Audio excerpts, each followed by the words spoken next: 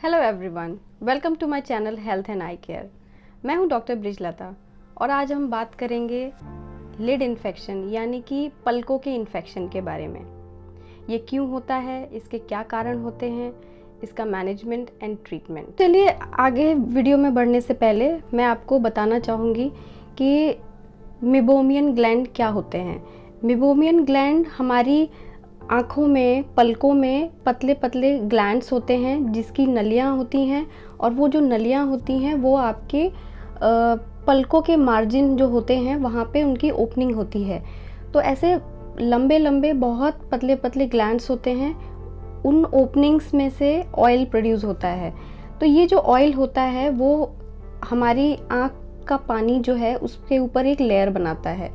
अगर किसी भी कारण से ये जो ग्लैंड्स हैं इसमें नलियों में कहीं पर भी ब्लॉकेज हो जाए या इन्फेक्शन हो जाए तो उसकी वजह से वो इन्फेक्शन, पलकों में इन्फेक्शन आना शुरू हो जाएगा जो किसी भी तरह से प्रेजेंट कर सकता है, जैसे कि मीबोमाइटिस, जो सिर्फ पलकों की जो मार्जिन है वहाँ पे सिर्फ ब्लॉकेज हो जाएगी। दूसरा उसको स्टाई बोलते हैं, जो पलकों के मार्जिन पे बहुत ज़्यादा बैक्टीरियल कंटामिनेशन या इन्फेक्शन हो जाए, जिसको हम आम भाषा में बिल्नी भी बोलते हैं। तीसरा कैलेजियन, जो पलकों के मार्जिन पे नहीं होगा लेकिन जो ग्लैंड्स हैं, ग्लैंड्स के बीच में कहीं जाके वो जनरली इस एरिया पे लिड के मार्जिन के ऊपर प्रेजेंट करता है, जिसको हम कहते हैं कैलेजियन। अब इन तीन जो प्रेजेंटेशन है, तीन जो बीमारियां हैं पलकों की, ये कैसे कैसे प्रेजेंट करती हैं, आइए आगे बढ़ते हैं इस बारे में। आइए इसके बारे में जानते हैं कि ये कैसे प्रेजेंट करता है, यानी कि इसके साइन और सिम्टम्स। सबसे पहला मीबोमाइटिस, जो इसका पहला है। मीबोमाइटिस में सबसे पहले लिड्स में ब्लॉकेज होगी, तो उससे क्या होगा, ऑयल सिक्रीट नहीं हो रहा है, यानी कि ऑयल बन नहीं रहा है, तो वो आँख की लेयर के ऊपर पानी में जा नहीं रहा है। तो उससे क्या होगा, पेशेंट को बहुत ज़्यादा ड्राइनेस होगी। पेशेंट कंप्लेन करेगा कि उसको बहुत ज़्यादा इचिंग है, ड्राइनेस है, आँख में कुछ गड़ रहा है, हमेशा उसको सूखा लगेगा। तो पेशेंट हमेशा कंप्लेन करेंगे कि मैं बार बार इस तरह से ब्लिंक कर रहा हूँ। ये उसको इरिटेशन होगी, जलन होगी।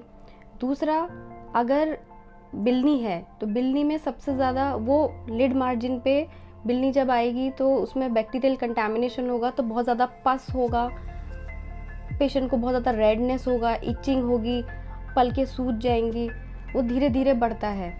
तीसरा कैलेजियन। कैलेजियन में क्या होगा, पेशेंट को कभी दर्द नहीं होगा, कभी कोई इन्फेक्शन नहीं होगा, वो सिर्फ जो ऑयल प्रोड्यूस होता है वो लिड मार्जिन पे इकट्ठा हो जाता है, तो वो एक छोटी स्वेलिंग यानी कि छोटी एक गांठ के फॉर्म में बहुत टाइम तक रहता है। उसमें पेशेंट को कभी कोई प्रॉब्लम नहीं होती, कोई इरिटेशन, बस वो कॉस्मेटिकली देखने में ख़राब लगता है, इसलिए पेशेंट हमेशा बोलते हैं कि मुझे ये हटवाना है। ये अब हम बढ़ते हैं आगे इसके ट्रीटमेंट यानी मैनेजमेंट की तरफ।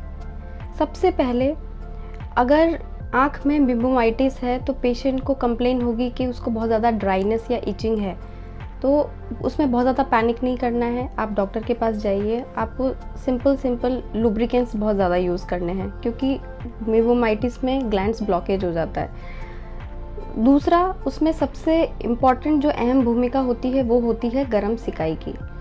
गरम सिकाई आपको इस तरह से करनी है, पलकों के मार्जिन पे, जहाँ पे पलक के बाल होते हैं वहाँ पे आपको हल्का हल्का गरम सिकाई करनी है। पूरी आँख को नहीं सेकना है, सिर्फ गरम कपड़े से या ईयरबड्स जो आते हैं जॉनसन के, उसको हल्का सा तवे पे रख के या नॉर्मल हल्का हल्का बस पलकों के ये मार्जिन पे जहाँ बाल हैं वहाँ सिकाई करनी है। ये सबसे इम्पॉर्टेंट पार्ट यही है इसका ट्रीटमेंट का। दूसरा, अब हम आते हैं स्टाई यानी बिल्नी। बिल्नी में आपको सबसे इम्पॉर्टेंट ध्यान रखना है कि जब आँख में बहुत ज़्यादा पस इकट्ठा हो गया है, रेडनेस है, लाली है और बहुत दर्द हो रहा है, तो सबसे पहले एक पेन किलर खाएं। पेन किलर के बाद एंटीबायोटिक ऑइंटमेंट जो आपको डॉक्टर प्रिस्क्राइब करेंगे, जैसे कि ऑक्यूपॉल ऑइंटमेंट, साथ में ऑक्यूमॉक्स या एजिथ्रोमाइसिन, ये 3 ऑइंटमेंट आपको डॉक्टर प्रिस्क्राइब करेंगे, वो आपको लेना है और वहीं लिड मार्जिन पे अप्लाई करना है। तीसरा, अगर पस इकट्ठा होके निकल रहा है बहुत ज़्यादा, तो आँख में अगर जाने की चांसेस हैं, तो उसमें हम टैबलेट यानी कि ओरल एंटीबायोटिक्स चलाएंगे, जिसमें 5 या 6 दिन का कोर्स होता है। जैसे कि एमॉक्सिसिलिन, जो कि ऑगमेंटिन टैबलेट के नाम से भी आती है, उसको सुबह शाम 5 या 6 दिन का कोर्स करना है। साथ में इसके एक ये जो टैबलेट है, इससे पेट थोड़ा सा ख़राब होने के चांसेस रहते हैं, तो साथ में इसके एक एंटासिड टैबलेट, जो टैबलेट ओमेज के नाम से भी आती है या रैनेटिडिन, किसी भी नाम से, वो इसके साथ में लेनी है। तो ये 5-6 दिन का कोर्स होता है, जिससे आपका ये इन्फेक्शन जो फ्लेयर अप है वो कम हो जाएगा। साथ में आई ड्रॉप एंटीबायोटिक्स जैसे कि मॉक्सीफ्लॉक्सासिन, सिप्रोफ्लॉक्सासिन, गैटिफ्लॉक्सासिन, ये दिन में 4 से 6 बार 2 हफ्ते के लिए एटलीस्ट चलाना ही पड़ेगा। ये हो गया इसका ट्रीटमेंट। एक जो मैं देखती हूँ कि पेशेंट बहुत ज़्यादा गरम सिकाई करते हैं, लेकिन कैसे, वो गरम कपड़ा लेके या रुमाल लेके फूंक से सिकाई करते हैं अपनी आँख में। मेरी ये रिक्वेस्ट है पेशेंट से, सारे ऑडियंस से, कि गलती से भी ऐसा ना करें, क्योंकि जब आप फूंकते हैं तो आपके मुंह में बहुत सारे बैक्टीरिया होते हैं और आपकी आई ऑलरेडी वीक है, उसमें इन्फेक्शन है, तो आप गलती से भी सिकाई ऐसे ना करें। हमेशा गरम तवे पे या गरम कपड़े से, सूखे कपड़े से सिकाई करें। तो ये था पलकों के इन्फेक्शन के बारे में। आई होप आपको ये वीडियो अच्छा लगा होगा। आप हमें कमेंट बॉक्स में ज़रूर कमेंट करें और इसी तरह अपना प्यार सहयोग देते रहिए।